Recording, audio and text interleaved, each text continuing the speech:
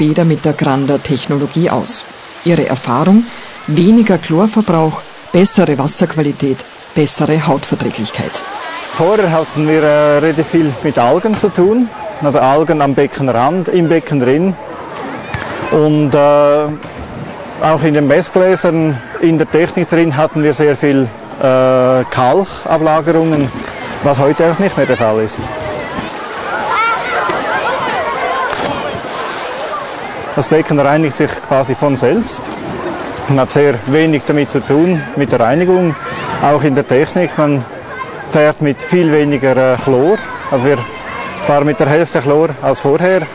Und die Messgläser, also auch in den Leitungen, die Messgläser sind viel weniger verschmutzt oder verkalkt. Wir haben eine bedeutend bessere Wasserqualität heute.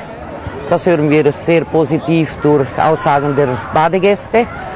Das Wasser ist viel angenehmer, die Leute haben keine Hautausschläge mehr, kein Jucken.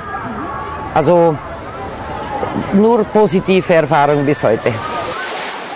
Die Natur ist voller Rätsel. Das ist mit den Vögeln auch. Das ist mir schon lange gekommen. Schau, die Schwalben fliegen auf den Tag weg. Die haben bei einem Tag was wegfliegen. Und fliegen so weit und kommen wieder zurück auf ihr Nest. Ja, die haben keinen Landkast, keinen Kompass, kein Reisebüro, nichts. Und kommen wieder zurück. Nicht?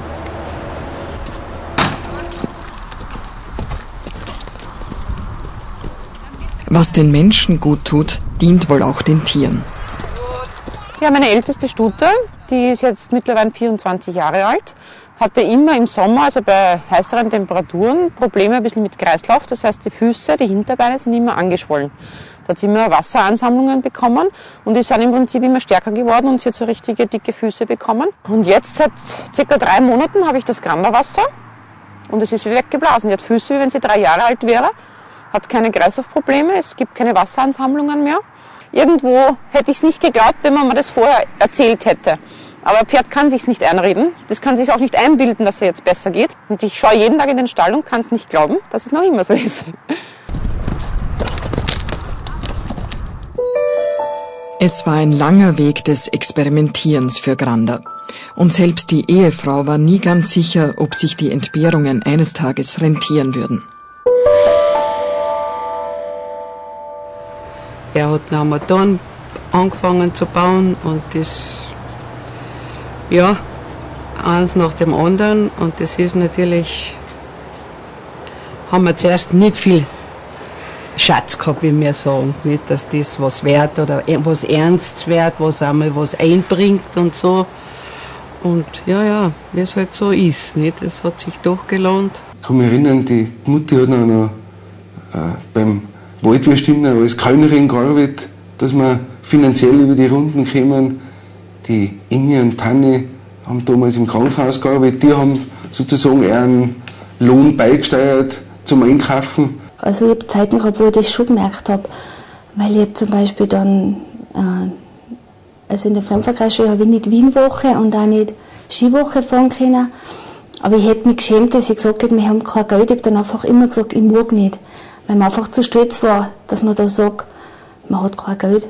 Weißt du, wenn du Nachmittagsschule gehabt hast, du hast die außen mitgekriegt, du hast nicht wie die anderen irgendwo hingekriegt. Fleisch kannst du immer kaufen oder Wurst immer kaufen. Da haben wir uns das mitgehabt schon. Vorzugsweise die Marmeladebrot. Die habe ich überhaupt nicht mit. Ich habe es gern mit. Ja. Also wieso hätte man nicht gestartet? Ja, ist auch schön gewesen, weil da alles neben gekommen. Ich bin allweil allein gewesen. Ein paar Mal ist der Exekutor gekommen, ja, war nicht schlimm. Aber war eine schöne Zeit auch. Haben sie mal ein Wasser gebracht von Ganges. Grandas Experimentierhütte aus früheren Tagen ist heute eine Art privates Museum. Dort trifft er mit Vorliebe einen alten Weggefährten. Franz Haselsteiner war der erste außerhalb der Familie, der an Grandas Erfindergabe glaubte. Granda sammelt Wasser aus aller Welt. Gangeswasser lagert hier ebenso wie Wasser aus dem Rhein.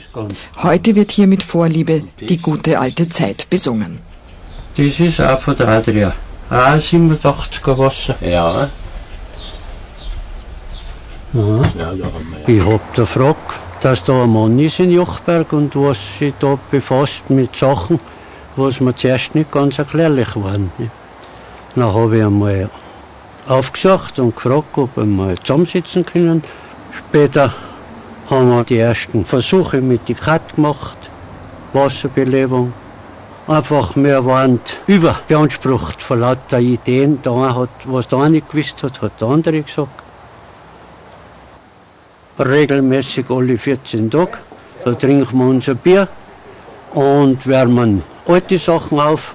Und wenn einer wieder eine neue Idee hat, das könnte man noch probieren oder das, dann wird das im Laufe der Zeit umgesetzt. Die Palette der Anwendungsbereiche der Granda-Technologie ist breit.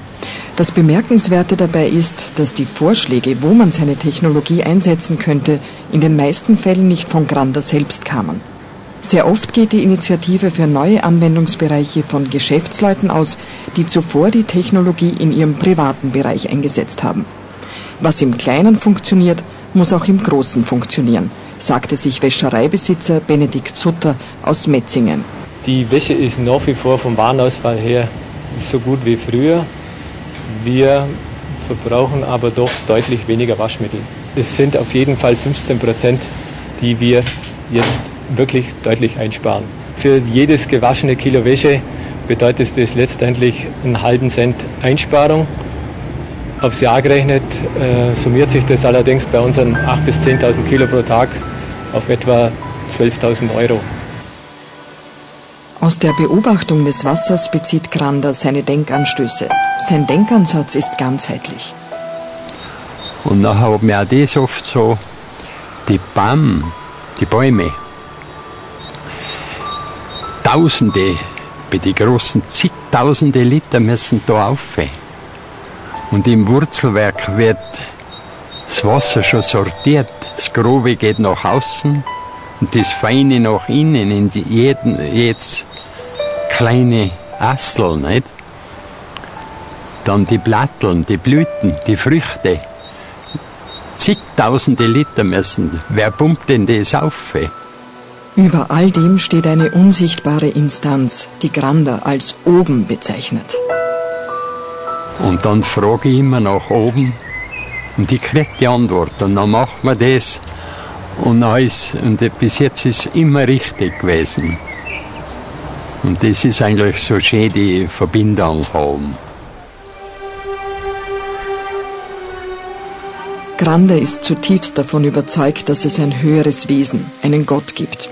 Zwar hat er sich von der Amtskirche entfernt, aber gesprächsbereit geistlichen Würdenträgern gegenüber ist er sehr wohl.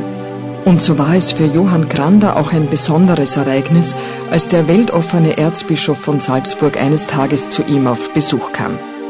Aber auch am Salzburger Bischofssitz war man umgekehrt von der Person Grandas beeindruckt und Erzbischof Alois Kotgasser erinnert sich an die Begegnung. Er erschien mir ein sehr nachdenklicher Mensch. Ein Mensch, der ganz tief in Verbindung steht mit der Natur, mit der Schöpfung und der Erfahrungen gemacht hat, wo man merkt, dass sie bei ihm ganz in die Tiefe gegangen sind. Und er spricht auch aus dieser tiefen Kenntnis heraus und das hat mich eigentlich schon sehr beeindruckt.